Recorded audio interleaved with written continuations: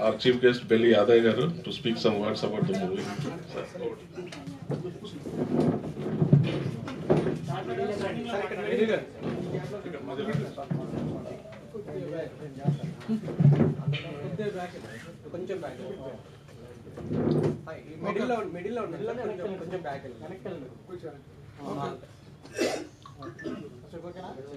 Producer మూసేస్తున్నాను.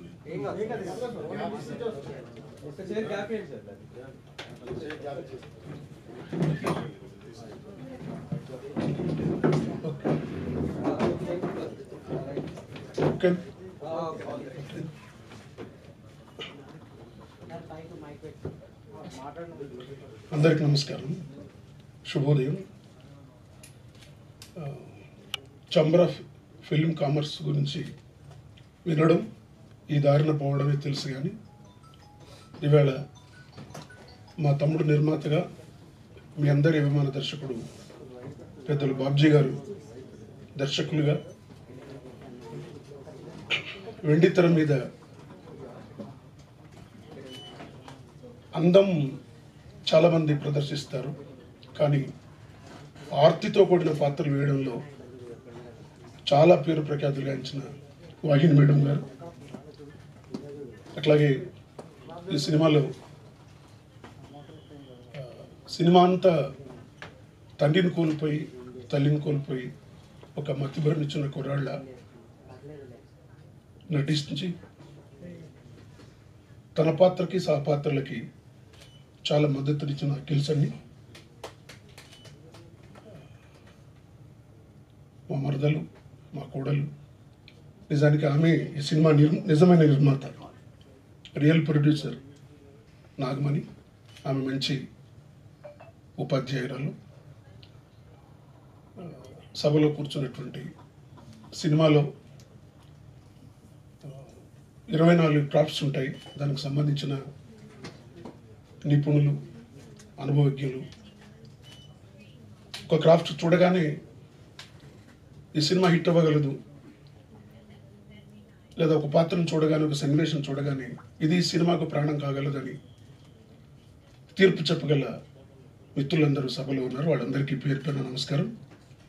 మా ఊరికి చెందిన మా మామ, ఈ సినిమాకు ప్రధాన మద్దతుదారుడు తాటిచేరి శ్రీనివాస్.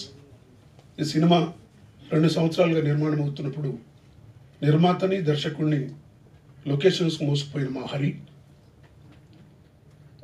ఆయన ఆర్మీ ఆఫీసర్ అయిన ఇవాళ ఇక్కడ ఈ కేఎస్ ప్రకాష్ రావు గారు, రాఘవేంద్రరావు గారి తండ్రి అనుకుంటా, వారి స్మారక హాల్లో మంచి యాంకరింగ్ చేసిన మిత్రులు కల్నల్ అలీ గారు, అందరికీ నమస్కారం. అట్లాగే ఇన్ని కెమెరాల ముందు మాకు మాట్లాడడం అలవాటు ఉండదు.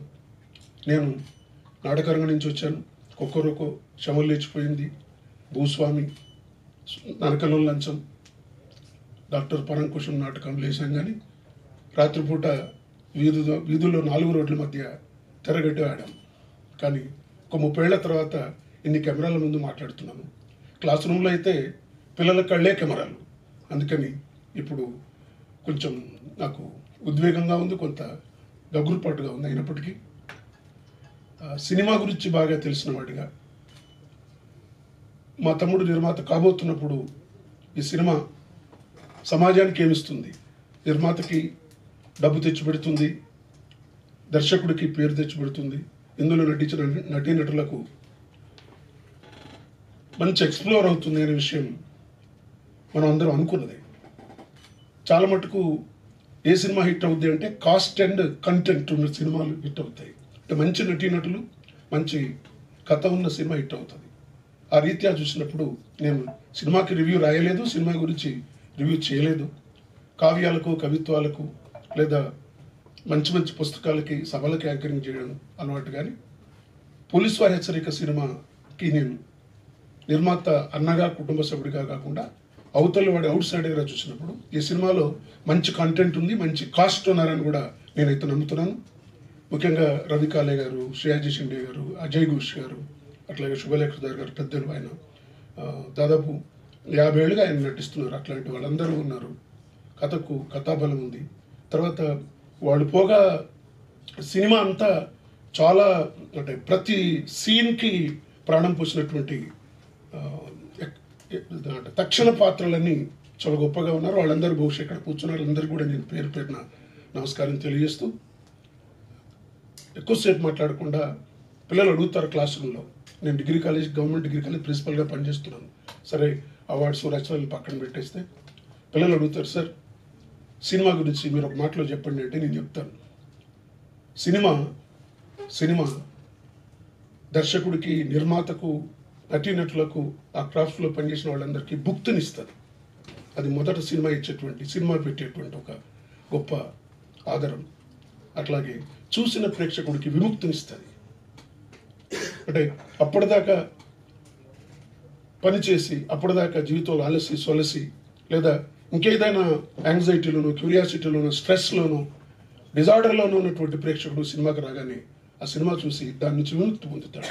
బహుశా పోలీసు వారి హెచ్చరిక సినిమా కూడా దర్శకుడికి, నిర్మాతకు, నటీనటులకు, అన్ని క్రాఫ్ట్లో పనిచేసిన మిత్రులందరికీ భుక్తినిస్తుంది.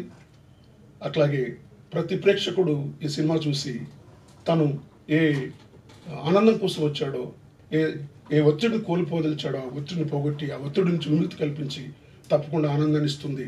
అంతేకాకుండా ఒక సోషల్ మెసేజ్ వచ్చిన సినిమాలు ఈ మధ్యకాలంలో చాలా తక్కువ సినిమాలు ఈ మధ్య అంటే ఒక సమాజానికి ఒక సందేశం ఇచ్చేటువంటి సినిమాలుగా చాలా కాలంగా గ్యాప్ ఉంటుంది. బహుశా బాబ్జీ గారు మంచి ప్లాట్ ఎన్నుకొని, దానికి దగ్గర లొకేషన్స్ ఎన్నుకొని, మంచి డైలాగ్స్, మంచి పాటలు, మంచి మ్యూజిక్, అట్లాగే స్టంట్స్ ఇవన్నీ పెట్టి బహుశా ఒకవైపు వ్యాపార హంగులతో ఈ సినిమాను తీర్చిదిద్దుతూనే ఒక అద్భుతమైన సామాజిక సందేశాన్ని ఇందులో ఇమిడ్చి, అంటే అనాథల్ని మనం పట్టించుకోకపోతే, బాలల్ని పట్టించుకోకపోతే వాళ్ళు ఏమవుతారు, సమాజంలో చాలా విద్రోహ శక్తులుగా మారుతారు. అందుకని సమాజంలో ఎక్కడ మనకు ఒక అనాథ బాల కనిపించినా మనం చేతి సాయం, జేబు సాయం, లేదా మాట సాయం, లేదా పెదాల మీద ఒక చిరునవ్వు సాయంతో వాళ్ళని పలకరిస్తే వాళ్ళు మనుషులుగా మారుతారు. ఆ సినిమాలో ఒక అనాథ బాలికగా ఉండి ఒక పెద్ద ఆయన చేరదీస్తే, చదివి పెద్దయి ఒక ఐపీఎస్ ఆఫీసర్గా ఎదిగినటువంటి ఒక పాత్రగా వాహిని గారు నటించారు. బహుశా అనాథల్ని చేరదీస్తే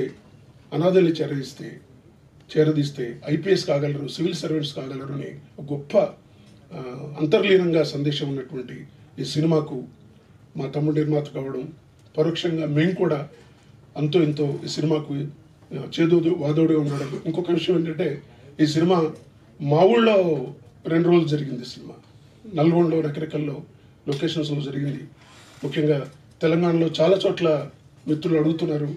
ఆంధ్రలో, నేను రాజమండ్రిలో చదువుకున్నాడు 13 సంవత్సరాలు. రాజమండ్రిలో నా మిత్రులు అడుగుతున్నారు. బహుశా తెలంగాణలోను, ఆంధ్రప్రదేశ్లోను, దేశం లోపల, ప్రపంచంలో అన్ని చోట్ల పోలీస్ వారి హెచ్చరిక ట్రైలర్ కానీ లేదా సినిమాలు కానీ దీనికి సంబంధించిన రివ్యూల రూపంలో పోలీస్ వారి హెచ్చరిక సినిమా వస్తుంది సమాచారం అందరికీ వెళ్ళింది. 18న రిలీజ్ అవుతూ ఉన్న ఈ సినిమాని తప్పకుండా మనం అందరం ఆశించిన దానికంటే, నిర్మాత ఆశించిన దానికంటే, బాబ్జీ గారు ఆశించిన దానికంటే ప్రేక్షకులు మరింత గొప్పగా ఆదరిస్తారని, చూస్తారని నేనైతే నమ్ముతున్నాను. ఇంత గొప్ప సినిమా నిర్మించే అవకాశం మా ఇంటికి ఇచ్చినందుకు బాబ్జీ గారికి నేను శిరస్సు నుంచి నమస్కరిస్తున్నాను. మా తమ్ముడు ఏమిచ్చాడో, ఏం పెట్టాడో, ఏం తీసుకున్నాడో నాకు తెలియదు, ఏం తిన్నారో నాకు తెలియదు. కానీ మీరు సినిమాలో ఆ పాత్రలకు ప్రాణం పోస్తున్నప్పుడు బహుశా మీరు తీసుకున్నది లేశం అనిపిస్తుంది, మీరు చేసింది, మీరు ప్రదర్శించిన ఆవేశం ఒక టన్ను అనిపిస్తుంది. అందుకని ఇందులో నటించిన ప్రతి క్యారెక్టర్ ఆర్టిస్ట్కి, ఈ సినిమాలో పనిచేసిన ప్రతి క్రాఫ్ట్కి పనిచేసిన ప్రతి టెక్నీషియన్స్కి నేను నమస్కరిస్తూ ధన్యవాదాలు. జై హింద్, జై తెలంగాణ.